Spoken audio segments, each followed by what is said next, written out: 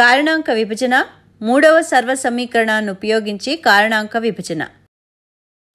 పిల్లలు, ఈ పాఠ్యాంశంలో మనం మూడవ సర్వ సమీకరణాన్ని ఉపయోగించి కారణాంక విభజన ఎలా చేయాలో తెలుసుకుందాం. మూడవ సర్వ సమీకరణం ఏమిటి?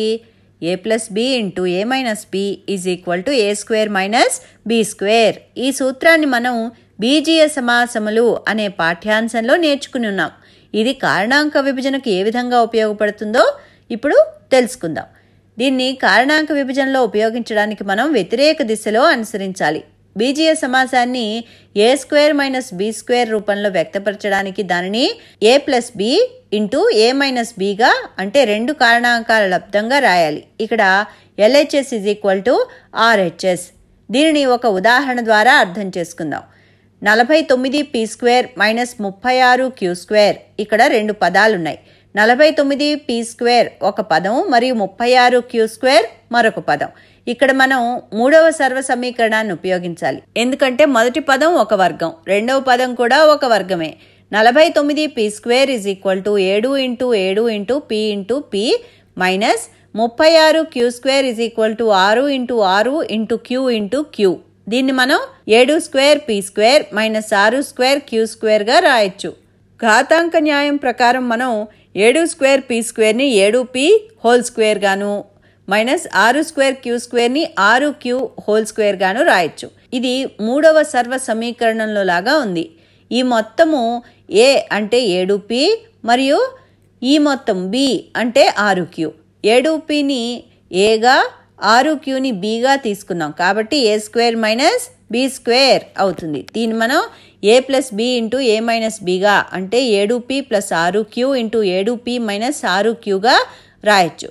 గుర్తుంచుకోండి, ఈ మొత్తం 7p అంటే ఏ, అలాగే ఈ మొత్తం 6qని bగా తీసుకున్నాం. దీన్ని మనం ఏ ప్లస్ బి ఇంటూ ఏ మైనస్ బిగా రాయొచ్చు.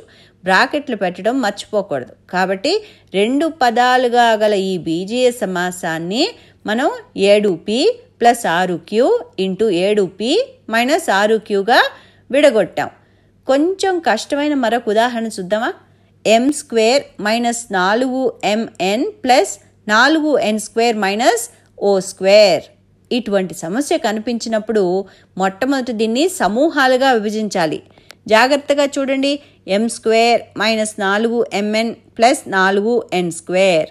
ఇక్కడ a square minus 2ab plus b square is equal to a minus b whole square సర్వ సమీకరణాన్ని ఉపయోగించగలం.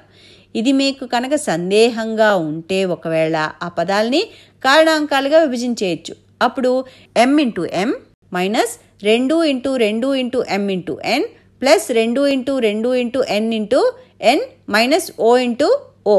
దీని నుంచి మనం m square minus 2 into m into 2 into n plus 2n whole square minus o స్క్వేర్గా రాయొచ్చు. ఇప్పుడు మొదటి భాగాన్ని చూడండి. ఇది a minus b whole square అంటే a square minus 2ab plus b square రూపం.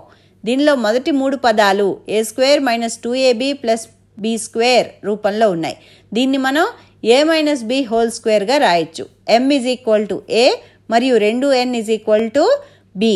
ఇది m minus 2n whole square minus ఓ స్క్వేర్ అవుతుంది. మళ్ళా m మైనస్ 2n హోల్ స్క్వేర్ని ఏ స్క్వేర్ మరియు ఓ స్క్వేర్ని బి స్క్వేర్గా ఊహించుకోండి. m మైనస్ 2n దీనిని ఏగాను ఓని బీగాను తీసుకోవాలి. A square minus B square is equal to a plus B into A minus b. ఈ సూత్రాన్ని ఉపయోగించవచ్చు. m minus 2n is equal to a, o is equal to b. A plus b is equal to m minus 2n plus o మరియు a minus B is equal to m minus 2n minus o. ఇక్కడ a is equal to m minus 2n, b is equal to ఓ. కాబట్టి ఇక్కడ మనం బహుళ సర్వ సమీకరణాన్ని ఉపయోగించామన్నమాట. అంటే రెండవ మరియు మూడవ సర్వ సమీకరణాలను ఉపయోగించి ఈ సమస్యని మనం సాధించాం.